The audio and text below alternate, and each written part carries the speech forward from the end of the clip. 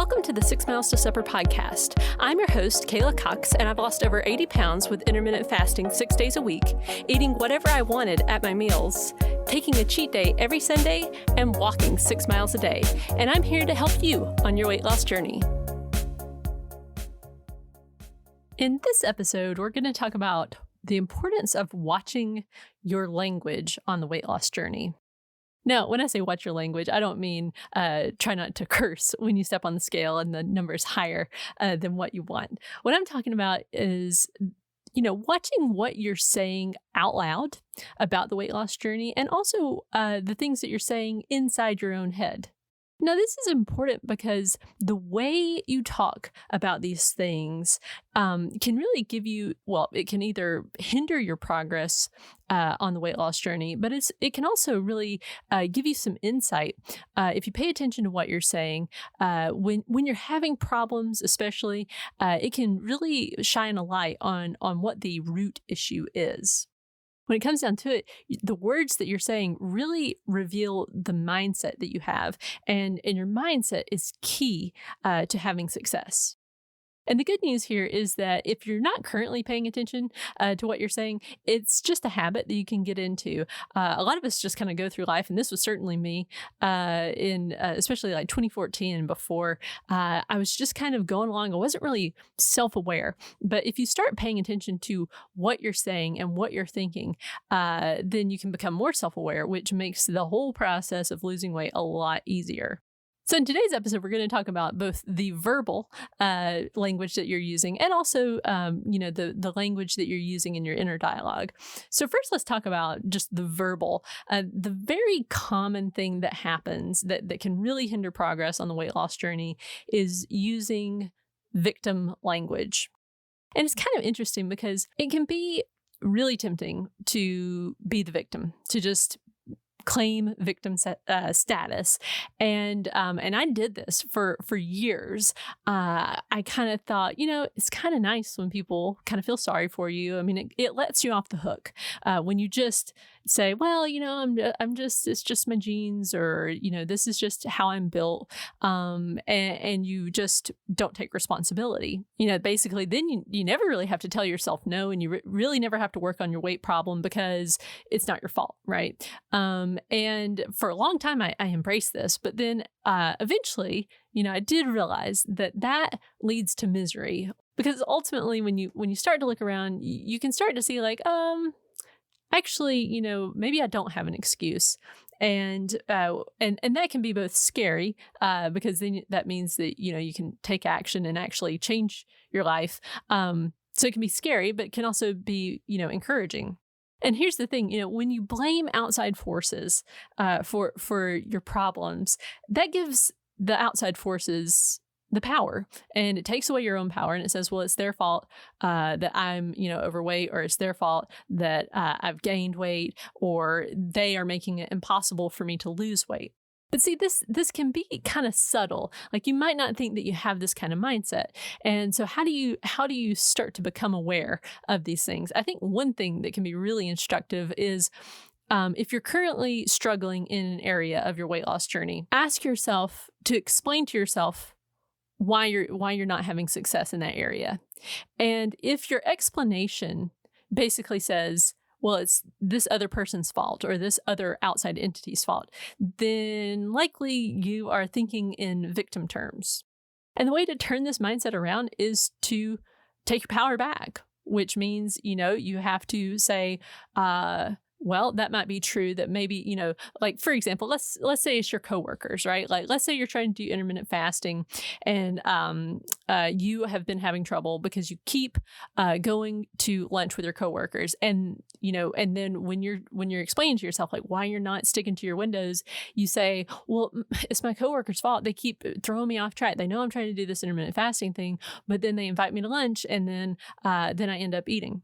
In that case, you're giving your coworkers all the power. You're saying, well, it's their fault and they are controlling you. But the truth is, it's your choice whether to eat or not. It's your choice to make up your own rules about when you're going to eat and when you're not going to eat, and your choice on whether or not to stick to those. And there's a great Florence Nightingale quote that when someone had asked her, like, how did she explain her own success? She said that she never gave or took an excuse. And that's what it really comes down to refuse to be a victim, to not take any excuses off yourself, and to not blame others for any setbacks that you have. Now, also pay attention to just the things that you say, when you're talking about your own successes. Are you minimizing it, or are you kind of like putting yourself down for those things? For example, like if you've lost a pound and then you just find yourself saying, well, I've only lost a pound, or things like that. Well, then, basically you are in the habit of discouraging yourself. So instead, get in the habit of celebrating your success and speaking in positive ways out loud about what you're doing on the weight loss journey. And this isn't about bragging. This is just about stating facts in a positive way. Now, the last little verbal thing that happens to a lot of us when we're trying to lose weight is that we find ourselves using this phrase, well, I don't have time. This phrase is really tricky because it's like we're all addicted to being busy, and it's like this universal kind of thing that we say, and nobody ever argues with us, hardly ever. When we say we don't have time, people will say, oh yeah, I get it, everybody's busy. And this can be a way to let yourself off the hook again, to say, well, I don't have time to exercise, or well, I don't have time to, sit down and write down a plan, or I don't have time to journal, or I don't have time to do this, that, or that. I don't have time to track my weight. All of those things will help you on the weight loss journey, by the way, but you have to take the time to do them. And here's the big secret is no one has time for any of this. The difference is the people who do this stuff, they make time for it. You make time for what's important. And I'm going to challenge you. The next time you find yourself saying, I don't have time, say instead, it's not a priority. Because truly, that's what's going on. And when I made that change in my vocabulary, whenever I find myself saying, well, I don't have time, I make myself stop and say, well, that's not a priority for me right now. And again, that goes back to giving yourself the power to say, I am making my own choices and I'm choosing how to spend my time, as opposed to, oh, well, time is just this thing we're a victim of and we have no control over. So that's the verbal piece of the puzzle, the things we're saying out loud. And those are easier, I think, to get control of, easier to be aware of because, we actually do say these things out loud. But the other piece of the puzzle, and this is a big part of the puzzle, is the inner dialogue that runs 24/7. Well, except for maybe when you're asleep, but that inner dialogue, the things that you are saying to yourself about yourself, the story that you're telling yourself about your life to yourself all the time. And this voice, depending on what kind of voice you have in your head, can be very negative. It can be almost cruel, or it can be very cruel. And I don't understand why some of us have this issue and some of us don't. It seems to me the more I listen to other people, the more it seems like this is a kind of a universal thing that we all have this inner dialogue that can sometimes turn really negative and can be really discouraging.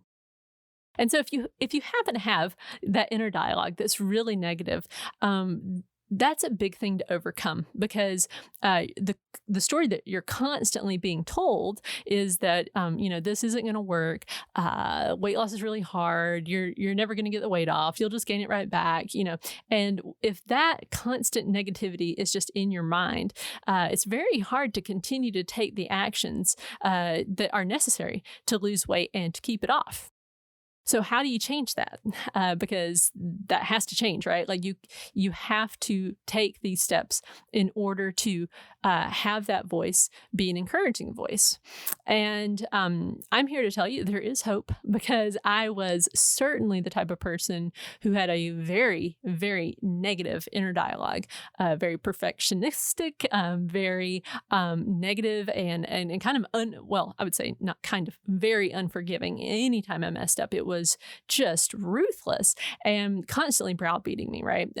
Calling myself fat, calling myself ugly, calling myself a failure. That's the tape that ran for a very long time. And I've made a lot of progress. And I want to say right off the bat, I don't know that this ever becomes a thing that just gets solved, because you really can't control the thoughts that enter your head, but you can control what you do with those thoughts once they're there. So for example, I might not be able to catch myself from ever saying the negative thing, but I can stop myself when I've realized that I've had the thought, and I can go about the business of intentionally thinking thoughts. Changing your inner dialogue. The first step is to realize that it's negative. if you also have that problem, if you don't have this problem, then, that's awesome. Like, if you are your own cheerleader in your head, that's where you want to be. So congratulations. If you're already there, that's fantastic. But if you're not there, the first step is to just notice that it's happening, just to recognize that, wow, there's this negative thing that's running through my brain a lot. And the second step is to stop it, at least to begin to stop it. So when you catch yourself, like your train of thought goes negative, just stop. And you could even say stop out loud if that helps you, but just start to control your thoughts. And when you have a negative thought, you can ask yourself some questions. Like, for example, is that true? Because sometimes it's not true. Sometimes it's completely false. And sometimes it's only kind of true. Or maybe it's, an exaggeration. And the best thing you can do is to hone in and really find the truth behind whatever negative thought, if there is any truth. Sometimes, or I would even say a lot of times, there is at least a kernel of truth. So stop your train of thought, examine it and say, okay, is this true or is this exaggeration? And then if it is an exaggeration, say, okay, so that's not exactly true. Here's the exact truth. When I would catch myself, for example, saying you're fat, right?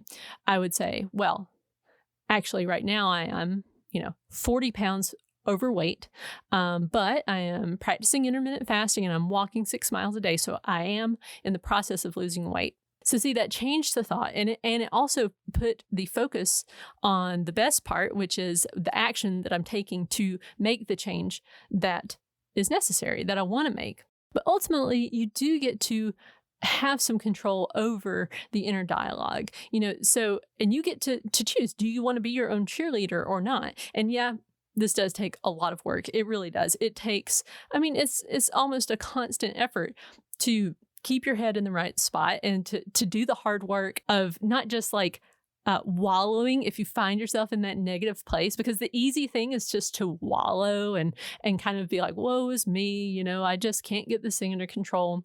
But instead, if you say, I'm going to keep working on this until I get it where I want it to be. And this work is, again, totally worth it, because then you've got a cheerleader in your head, somebody who's encouraging you all the time.